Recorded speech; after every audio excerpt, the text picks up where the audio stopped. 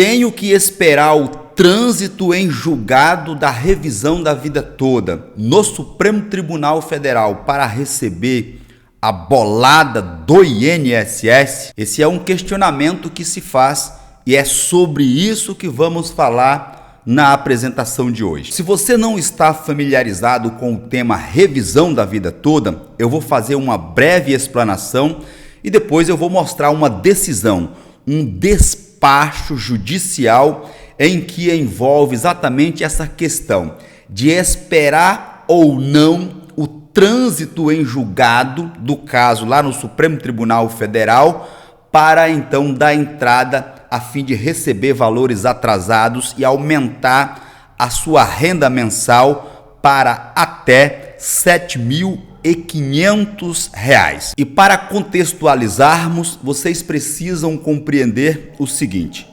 no dia 1º de dezembro de 2022, o Supremo Tribunal Federal condenou o INSS a revisar benefícios previdenciários e pagar valores atrasados daqueles trabalhadores que fizeram contribuições antes de julho de 1994.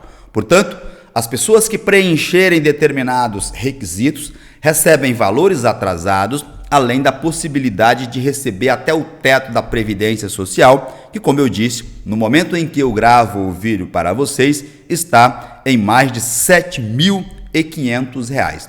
Essa foi a decisão da Suprema Corte, garantindo o direito para todos esses trabalhadores. A partir de então, começaram, com base na decisão do STF, esses aposentados e pensionistas a solicitar esse direito perante a Justiça de primeiro grau. Ocorre que, como o caso no Supremo Tribunal Federal, em que pese já haver sido aprovado, o Supremo bateu o martelo e disse sim, as pessoas que fizeram contribuições antes de julho de 1994 têm esse direito. Agora tem que pedir de forma individual. E muitos juízes, conforme já repercuti aqui no canal, têm atendido esse pedido com base na decisão da Suprema Corte, no sentido de condenar o INSS a revisar os benefícios previdenciários, aumentando a renda mensal, bem como obrigar o INSS a pagar valores retroativos. Por outro lado, nós temos algumas decisões de juízes de primeiro grau que entendem que deve aguardar o trânsito em julgado lá no STF, ou seja, o processo encerrar de uma vez por todas. E é sobre esse tópico específico que eu quero chamar a sua atenção. Aqui nós estamos, aparece aí na tela do seu dispositivo um despacho, uma decisão, né? E apenas para registro, vejam, trata-se de ação ajuizada contra o INSS, na qual a parte autora pede a revisão de benefício do qual é titular, o seu benefício a fim de inserir no período básico de cálculo todo o período contributivo, inclusive os salários de contribuição pagos pelo segurado antes de julho de 1994. Então perceba que se trata exatamente de um caso de revisão da vida toda com base no que ficou decidido lá no Supremo Tribunal Federal.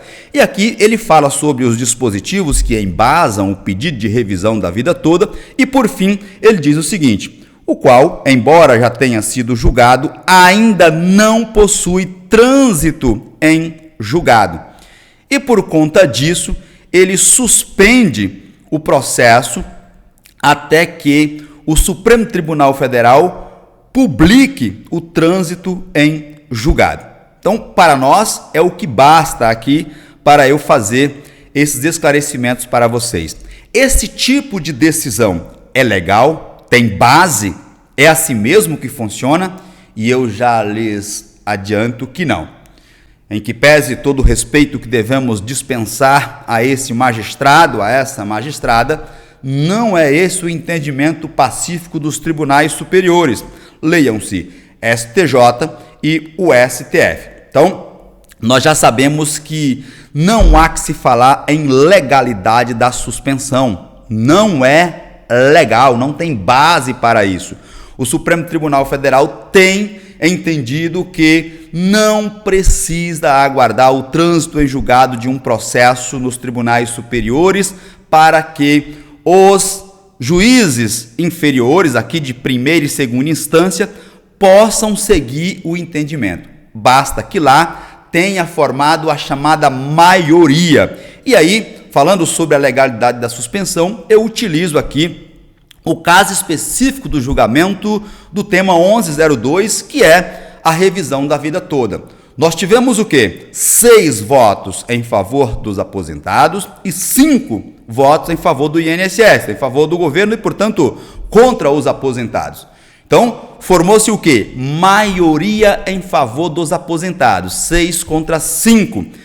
Logo, os juízes que estão aqui embaixo do Supremo Tribunal Federal devem seguir o entendimento da maioria, não havendo a necessidade de publicação de acórdão, o que inclusive já aconteceu, nem do trânsito em julgado, que está na iminência de acontecer também.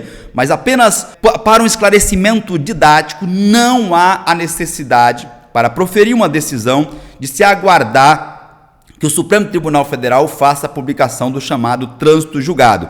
Portanto, não é necessário esperar pelo trânsito em julgado dos processos nos tribunais superiores para que os juízes de primeira e segunda instância sigam o que se lá decidiu.